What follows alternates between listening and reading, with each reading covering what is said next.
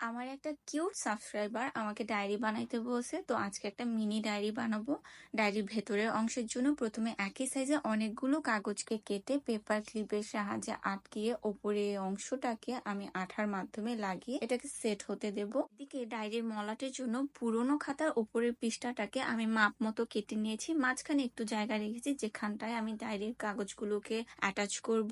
তারপর আমি আমার পছন্দ মতো কালার পেপার আঠার সাহায্যে এই মলাটটার ওপরে এবং ভেতরের সাইডে লাগিয়ে ফেলবো। তারপর এটা যখন কমপ্লিট হয়ে যাবে, ডায়েরির মেন পৃষ্ঠাগুলোকে আঠার সাহায্যে মাঝখানের অংশটাতে লাগিয়ে দিলেই আমাদের ডায়েরি রেডি। এখন ডায়েরির ফ্রন্ট পেজটাকে আর একটু সুন্দর দেখানোর জন্য আমার কাছে কিছু ডেকোরেটিভ পেপার এবং বাটারফ্লাই ছিল, সেগুলো দিয়ে এটাকে ডেকোরেট করে নিই। আর মিনি এই ডায়েরিটার ফাইনাল লুক তোমাদের ভালো লেগে থাকলে একটা লাইক করে দিবে আর কমেন্টে জানাও নেক্সট ভিডিওতে কি দেখতে চাও। তো সবাই ভালো থাকবে, দেখা হবে নতুন কোনো ভিডিওতে।